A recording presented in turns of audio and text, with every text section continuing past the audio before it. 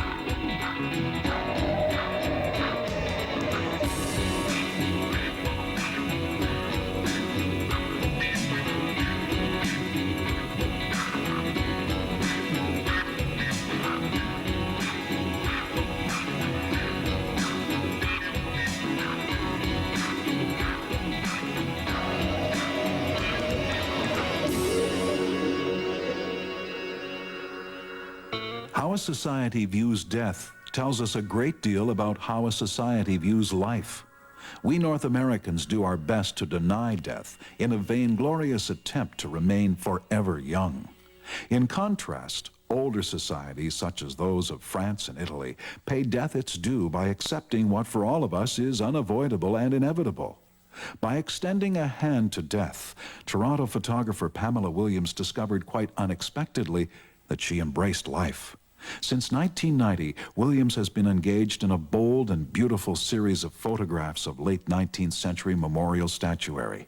She has scoured the cemeteries of Paris and Rome in search of funeral monuments that are amazingly lifelike in their ability to convey and, by turn, evoke in us a wide range of emotions, from sorrow and grief to happiness and joy.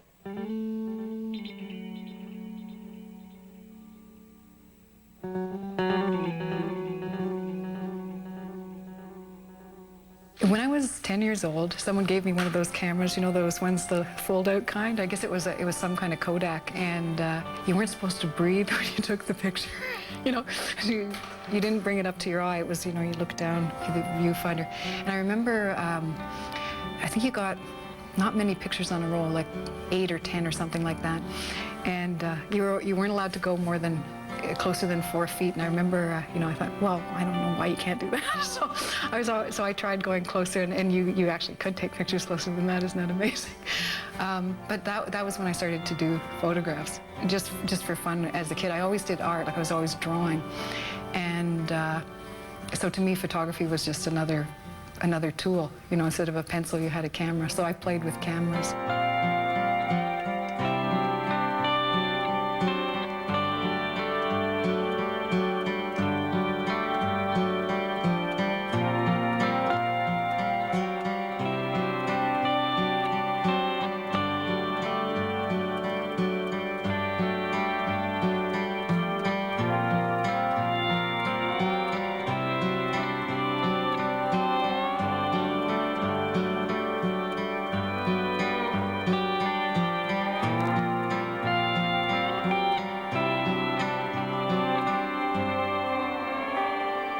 I'm not fond of color photography. I sometimes play with Polaroids, you know, like we draw on them and stuff like that. But mostly, I like black and white because you have more control over it. It's dramatic and it's moody. And to me, I like being able to print my own stuff. I have tried color printing, but, well, I did try to teach myself, and I can't say that I'm that good at it, but I didn't find it as engaging to me as black and white. So I don't know, and I know how to do black and white. So I feel it's a bit like music, like you get to interpret the negative, and I sort of like that. I used to photograph weddings, and I don't mean that, you know, you hired me to come to your wedding. I was sort of the non-hired photographer. I used to go to weddings, and in fact, I even went to weddings that I wasn't invited to, you see. But I found that people would pose for you, because if you had a camera, because they just assumed that you were related to somebody or other. It was really great. Mostly, I didn't actually go to the reception, but I would go. There's a park in Toronto called Edwards Gardens, and it used to be, everyone used to go there to get their wedding photos. So I would just go along, you know, on Saturday afternoons, and there were all these brides, you know, posing, and various people in incredible costumes. And what I did is I photographed people, and I tended not to necessarily include their heads because I didn't want it to be about the person particularly. It was more about the stance, how they were standing, and the costumes. And the funny thing is, when I look, they look exactly like the statues, you know, because here people are wearing things that they would never wear, you know, in the rest of their lives ever, I don't think. And they're very contained, and they're frozen. You know, they take a pose and they don't move. Just, I guess, and I think it's because of the costume. And so that's what I was looking for. I was looking at stances. And the funny thing is, like, the weddings are very much like funerals when you look at it that way. And the kids especially. You'd have little boys dressed in black, and they would look so morbid and so, well, I guess just like tiny adults, like miniatures. And I just found it fascinating the way people would pose. And I would take sort of the outtakes of the wedding, like people when they were exhausted from posing for the official photographer.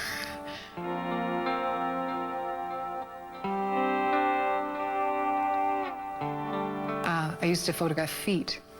They were body stances, you know, because people twist, you know, when they're standing and when they're sitting, and it's just people don't look at feet as much. I did one set, it was called Water Tricks, and there was a young child, it was in Northern Ontario, and he was playing in a lake turning somersaults. And, you know, his legs would come up and he would fall down. And I said, well, do you mind if I go get my camera? And, you know, could I take pictures of you? And he said, no problem. But the thing is, I couldn't communicate with him because his head was underwater. So anyways, I was lucky. He would be, you know, turning over. I got this one great shot, 2 legs, you know, like this, sticking out of the water, and a wave came just right then, and it's beautiful composition. I sold tons of them. Like, it was so nice, but it was just luck, you know, because I didn't know when he's going to fall over. So, near the Leaning Tower of Pisa, there's something called Camposanto, and what it is, it's a covered 13th century cemetery. And I don't know how you would know that it's a cemetery, but I know that it is now. Anyways, there's a bunch of sarcophagi with statues lying on top of them, and I started photographing them, and they were stunning. And it is a covered cemetery, so they were outside, and yet there was a ceiling over them. So they were dirty, but they were still intact, and they were covered with this lush kind of soot from, you know, piled up. This has been piling up for years. And that's where I first started photographing statues. And at that point, I didn't clue into the fact I should, you know, do cemeteries. But I started going to museums and looking at statues and photographing statues. And when I came back to North America, I started to think, well, where am I going to find statues? You know, I went to the museums, and there aren't as many museums here as there are in Europe, and the stuff isn't as interesting. But I did get some stuff, and I thought, well, I can look in cemeteries. I know there's some statues there. And you know, people would say, well, try this or try that, and I would go. And I did get a few, and then I got, at that point I was teaching at York University, and I got what is called a time release grant. Someone said, go to Paris, because there's lots and lots of sculpture there. And so I thought, well, that sounds like a good idea. And a friend of mine gave me a book called The Permanent Parisians. And what that is, it's a guide to who's who in the cemeteries of Paris. So I was in Paris, and once I did go to the museums and photograph there, and once I went into the cemeteries themselves, I thought, wow, this stuff is incredible. This is much more interesting than what's in the museums. So I abandoned that and just worked in the cemeteries.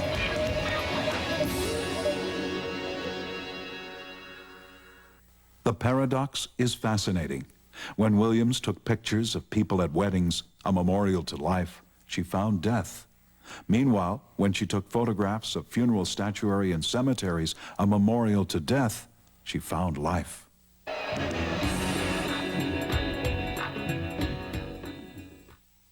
Photograph Beyond the Lens is presented by Nikon Canada. The Nikon Pronia 600i incorporates the advantages of the advanced photo system with all the features you've come to expect from a Nikon camera.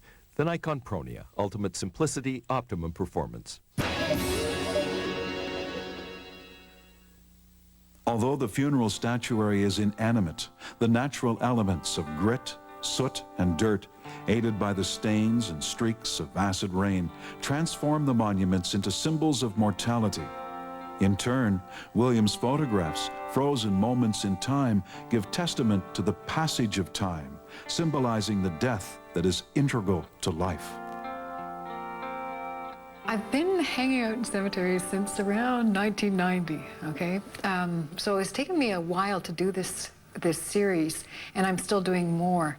I think it's made me look at death myself in a different way, and although it's still, to me it's still about life, and it's not so much that I'm focusing on death, but it makes you think about each day, like, you don't know. Like, I don't know if when I walk out the door, if I could get run over by a car. So, like, I better say what I want to say now, and, So it does bring that thought to mind, that, you don't know. And that's one thing that makes life sort of interesting, the fact that you don't know. That you don't know that you have 45 years, and what are you going to do? Or you don't know if you just have until tomorrow afternoon.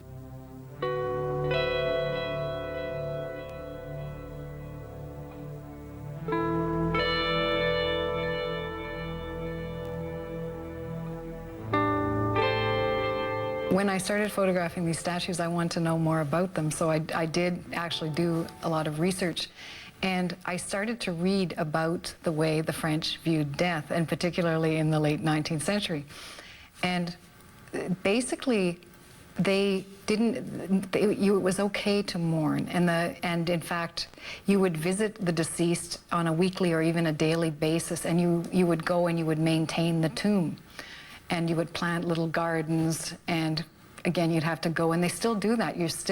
Now most of the people I saw were quite senior who would be coming on a daily basis, but there were younger people who were also coming. I presume they didn't come as often.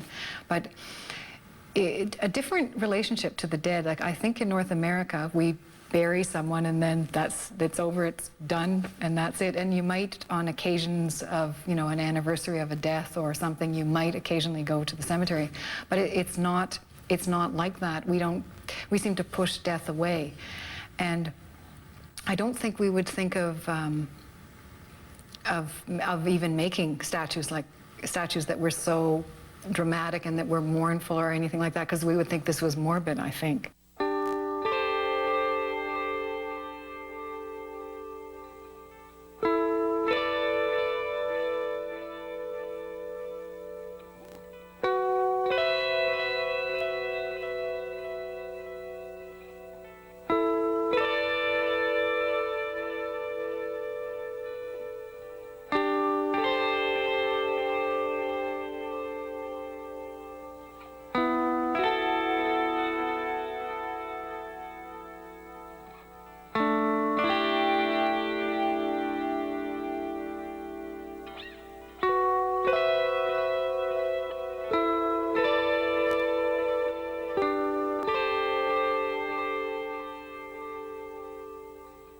When I first saw the images, I was thinking, well, I couldn't believe that they were so incredibly and so well done.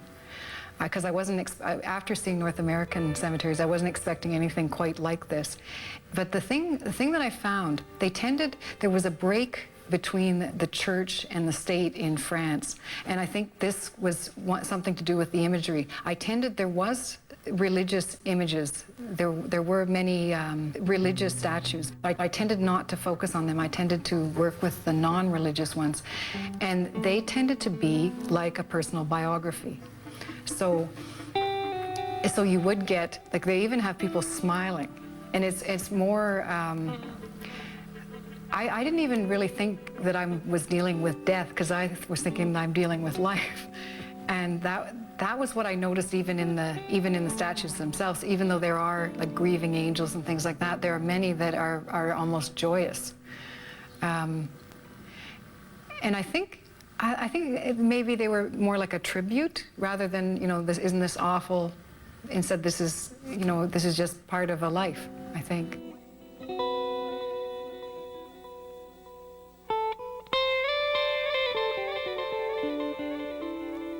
One reason I switched from working in museums to working in the cemeteries was the fact that this stuff outside was acted on by the elements. In the museums, everything was pristine and clean.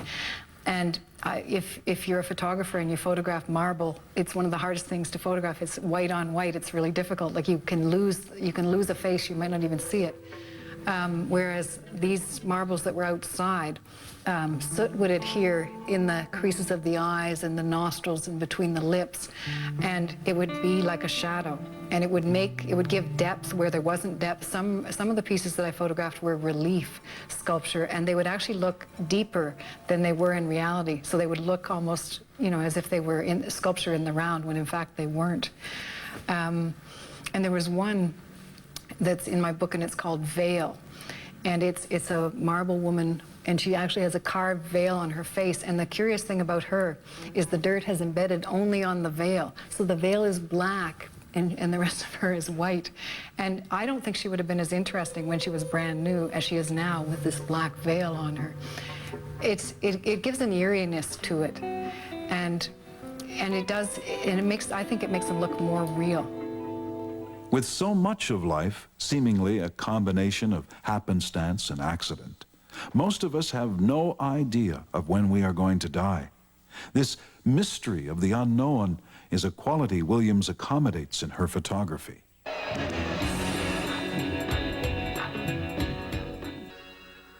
Pamela Williams has found in the cemeteries of Europe a quiet refuge from within which to ponder one of life's great mysteries.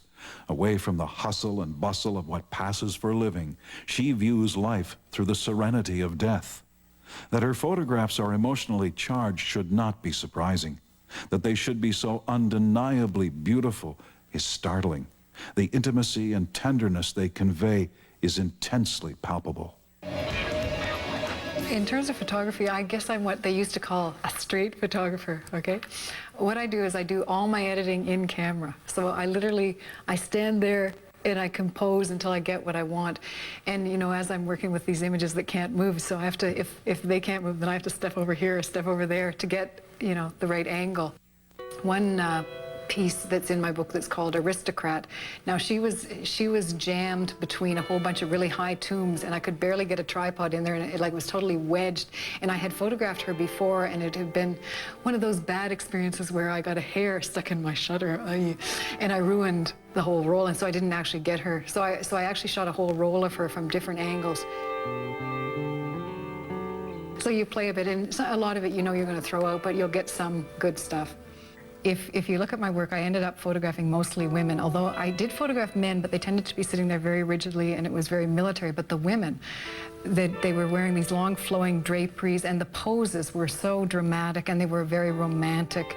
And some of them were portraits, and then some were idealized angels or various, and they stole basically from any area of art history and just sandwiched everything together, so that made it interesting.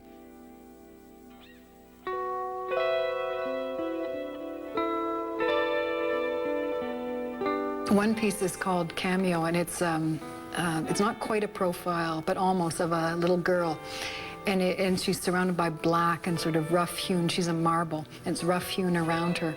And she's in a little alcove like this. And the funny thing is, the sculpture was quite crappy, and I almost didn't photograph it. And I thought, well, I'm here, and the cheapest thing of all is taking the picture. So I thought, well, I may as well take the photograph.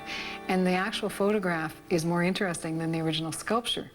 So it's curious. I can't always tell what I'm going to get from what I photograph. The originals are in some state of color, and I'm working in black and white, so there's that transformation. And then just the amount of contrast or the light, what I see there, I have a good idea of whether something will work, but I can't always tell.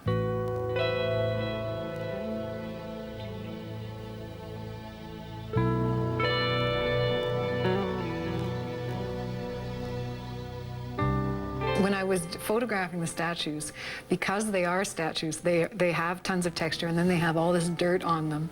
And I was very careful with depth of field. I wanted to get, or range of focus, I wanted to get the whole face in focus, because I didn't want to, just get the tip of the nose in and then lose the image. So I worked with a tape measure all the time and actually measured how much focus I was going to get.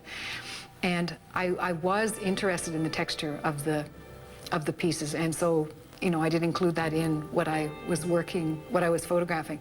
Also, I shoot with, I use 400 ASA film, which is sort of high speed, and people say to me, why do you do that? Well, I'm working often with gray, and it's gray on gray, and gray isn't the most exciting color, and you can get very flat pictures. So what I do is I use a faster film, so it gives me a little more contrast and a little more oomph to the pictures. So I do it on purpose. It can backfire, for example, when I'm in Italy and there's too much sun and I have like 100 rolls of 400 film.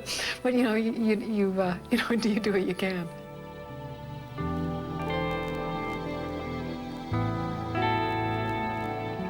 In Paris, at first I was trying to photograph some of the statues out in the boulevards.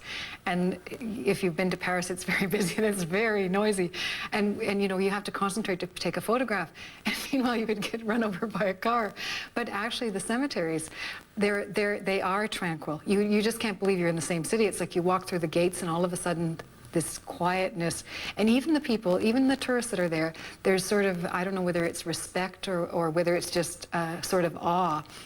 People are quite quiet. They even whisper, which is curious. But Père Lachaise in Paris is 118 acres. So there's a lot of times you are alone. There are these marble beings beside you, but they don't say that much.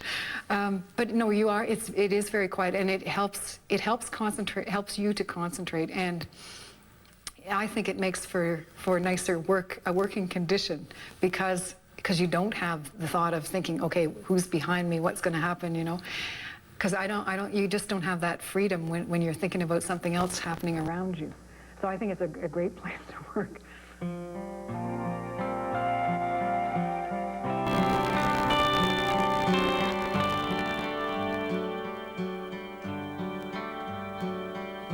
I think when I started showing the photographs, people's reaction was kind of interesting.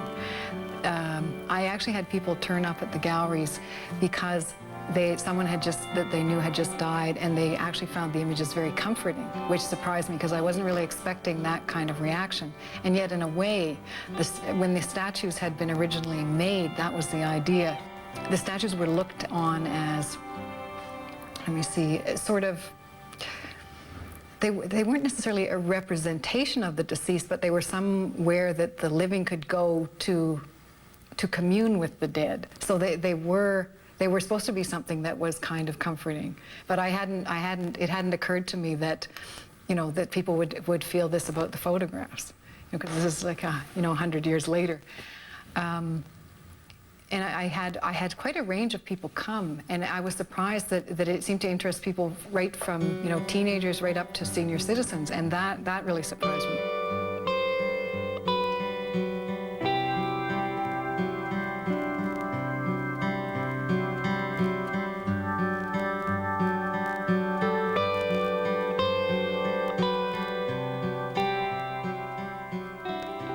I've noticed that if you show a person a number of different pictures, they always respond to a picture of a human. It just, I guess because, you know, we're human and we think, oh, there's another one, you know, there's something like me. And I think it's partly that, because I think people recognize themselves in the images. You know, not that they say, oh, that's me, I look like her, but just that it is another human being, and they look like people, and they seem to be in human responses. In one of the century's best-known poems, Dylan Thomas asserts that death shall have no dominion. Most of us are less confident, less assured. Whether we approach it in fear and anxiety, or embrace it as a comfort and a release, our response to death is intimately complex. Pamela Williams calls her hauntingly evocative series of photographs Death Divine.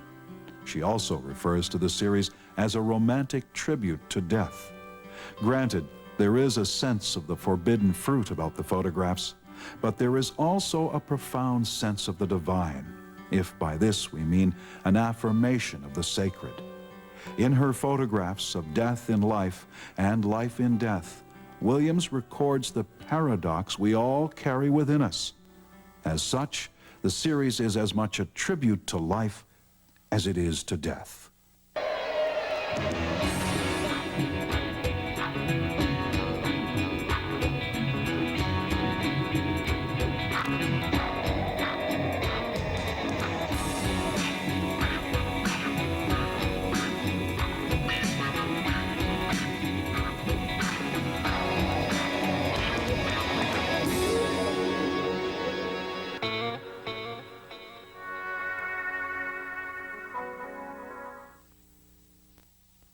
Photograph beyond the